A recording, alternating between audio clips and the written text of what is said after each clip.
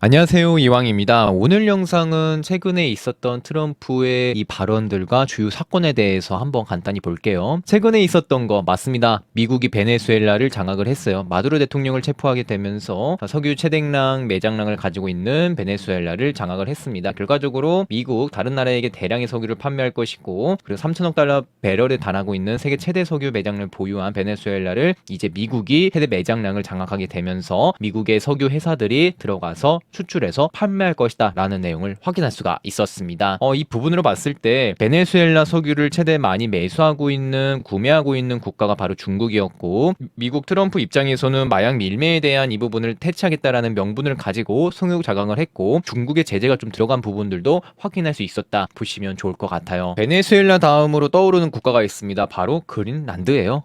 미국이 계속 트럼프가 그린란드 장악해야 된다, 미국 소유권으로 돼야 된다라는 계속 주장을 하고 있는데, 그 부분에 대해 한번 볼게요. 트럼프 주장 같은 경우는 지금 목적이 북극의 안보와 러시아, 중국의 견제다, 그리고 히토류 광물을 확보해야 된다라는 내용을 볼 수가 있었습니다. 경제적인 측면은 세계 최대 미개발 히토류 매장량이 그린란드에 들어가 있고, 기후 변화가 일어날수록 이 히토류를 캘 수 있는 접근성은 용이할 것이다, 쉬울 것이다라는 주장과, 국제적인 유형으로 보면은 러시아, 중국이 이것들을 차지하면, 히토류들을 차지하면은 앞으로 산업적으로 큰 위험이 발생할 것이다라는 트럼프의 이 주장들을 확인할 수가 있었습니다. 이 부분에 대해서 반대하는 의견들, 이미 1951년 협정으로 미군 기지만으로도 충분히 운영이 되고 있다, 그리고 그린란드 5만 7천 명이 자치권 독립의 의지를 무시하는 것에 대해서 좀 그렇다라는 내용을 볼 수가 있으셨고요. 그 다음에 트럼프의 위협이야말로 나토 내부 분열을 초래하고 있다라는 이 반박 확인할 수가 있었습니다. 그러나 지금 트럼프가 계속 이렇게 이야기를 합니다. 미군한테 이렇게 지시를 했어요. 그린란드 침공에 대한 비상계획 준비 지시를 하고 있다라는 보도를 협박 아닌 협박으로 그린란드가 볼 수 있음 어느 정도는 계속 압박감을 주고 있다 보시면 좋을 것 같습니다. 그린란드의 지금 이 히토류들 보면 어떤 관점으로 보셔야 되는가? 히토류라는 게 지금 현재 중국이 엄청난 매장량을 가지고 있습니다. 거의 중국이 독점이에요. 이 히토류가 앞으로 전기차, 재생에너지, 앞으로 산업적으로 큰 역할을 할 거라는 거 트럼프로 알 겁니다. 어떻게 보면 이 히토류라는 게 앞으로 산업 발전이라든지 다음 혁명으로서 쓰일 가능성이 높을 것 같고, 어떤 명분으로 봤을 때는 러시아, 중국 제재를 위한 역할로도 좀 수행할 가능성이 높겠다. 그래서 히토류가 다음에 산업혁명이 일어난다라고 하면은 지금 히토류를 중국에 의존하는 국가들이 계속 생겨날 것이고, 이 부분에 대해서 미국은 탈중국을 하기 위한 준비를 하고 이 정도 저는 이해를 하고 있습니다. 근데 실질적으로 트럼프의 속마음은 무엇일까 생각을 해봤을 때, 그린란드 주변에 러시아, 중국 선박이 정말 많이 있다라고 합니다. 그러면 트럼프 입장에서는 베네수엘라를 왜 장악했을까요? 맞습니다. 석유를 많이 구매하고 있는 중국의 이러한 독점을 제재하기 위해서 베네수엘라를 이렇게 장악했다 생각이 들고요. 그 다음 떠오르는 국가가 그린란드죠. 그린란드 주변에 러시아와 중국의 선박이 많이 있다라는 부분을 보면은 이 러시아, 중국에 대한 제재도 그린란드 명분, 히토류를 명분을 잡아서 이렇게 진행되는 게 아닌가라고 현재 조심스럽게 생각이 들고 있습니다. 금요일날 영향이 있었던 내용이 관세 위법 판결이 연기가 됐습니다. 네, 다음 주 14일날 판결이 나올 것 같아요. 트럼프 판결 나오기 전에 이런 이야기를 했습니다. 우리는 이미 6천억 달러가 넘는 관세 수입이 있었다, 벌었다. 지금 판결 나기 전에 언론에 비판을 합니다. 가짜뉴스가 나오고 대법원 판결에 대해서 계속 방해를 하고 있다라는 트럼프의 의견을 확인할 수가 있으셨어요. 만약에 지금 관세 위법 판결이 패소가 된다라면 시장의 영향으로선 긍정적으로 작용할 수 있을 것 같아요.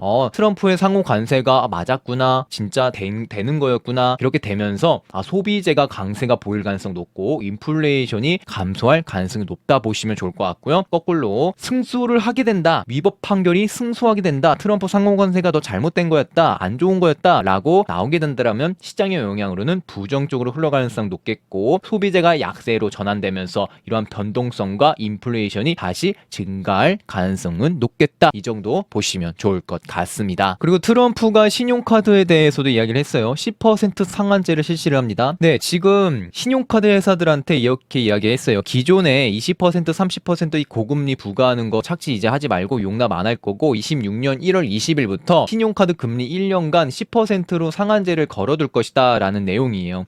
그러면 의회가 통과가 되고 강제적으로 집행이 된다라고 하면은 이자 중심 발행사 주식의 폭락을 좀 주의할 필요성은 있겠다라고 생각이 들고, 그러면 이렇게 진행된다라고 하면은 호재적인 부분은 소비 관련주의 호재성은 보일 수 있겠다라고 이해하시면 좋을 것 같습니다. 이 부분에 대해서 빌 에크먼 이렇게 이야기를 합니다. 트럼프의 신용카드 이자의 10% 상한제 제안은 실수다. 왜 그럴까? 한번 보시면 손실을 만회하고 적절한 자기 자본 수익률을 확보할 만큼 충분한 이자율을 부과할 수 없다면 신용카드 회사들은 소비자들의 카드를 취소할 것이다 라고 이야기를 합니다. 그래서 만약에 10% 상한제를 걸어두고 영향을 받거나 좀 타격감이 있을 만한 종목들을 살펴보시면 캐피탈원, 이 캐피탈원은 주요 사업 모델을 보면 직접 카드를 발행하거나 이자 이 수익 중심으로 운용되고 있는 회사입니다. 그러나 이 10% 상한을 걸어둔다라고 하면은 카드가 취소되는 경향이라든지 그 이자를 못 갚아서 약간 부채가 나올 수 있는 이 내용에 봤을 때 어느 정도 신용카드 회사들이 좀 타격감이 있는 회사들도 있겠다. 이 부분 좀 참고되셨으면 좋겠고, 아메리칸 익스프레스도 프리미엄 카드와 이자 수수료로 주요 사업 모델을 받고 있는데 이자가 20% 30% 받다가 10%로 제한이 된다라고 하면은 고소득층이 아니라 저소득층 위주의 이 시민들이 좀 압박감을 받고 카드를 취소하거나 연체가 되는 좀 리스크가 발생될 수 있겠다. 이 정도 보시면 좋을 것 같습니다. 그래서 생각을 해봤어요. 왜 이렇게 트럼프가 급할까? 최근 들어서 되게 말을 많이 할까? 입을 열까? 생각을 했는데 맞습니다. 2026년도 중간선거의 해입니다. 11월달 중간선거 나옵니다. 그래서 트럼프 입장에서 마음이 정말 급할 거예요. 실제적으로 이렇게 이야기를 합니다. 중간선거에서 내가 이기지 못하면 민주당이 나를 탄핵할 것이다 라는 이러한 이야기를 하게 됩니다. 그렇기 때문에 트럼프 입장에서는 중간선거의 그 선거율을 본인이 승률을 높이기 위해서 엄청난 발언을 진행하게 될 것 같아요. 자, 트럼프가 발언을 하게 될 거예요. 그러면 발언 하나하나의 주식시장도 요동이실 거라고 좀 생각이 드는데요. 지금 보고 계시는 차트는 S&P 500의 주봉 차트입니다. 지금 S&P 500이 큰 흐름의 변동성이 생겼을 때 우리 잘 한번 생각해 보실게요. 이때 4월 7일, 25년 4월 7일 변동성이 발생됐던 이유는 제도적인 문제 때문에 발생이 되었죠. 바로 트럼프의 상호간세 발표를 통해서 급격한 하락이 발생이 됩니다. 그 다음에 2022년 급격한 또 하락세가 있었죠. 이때 왜 일어났나요? 맞습니다.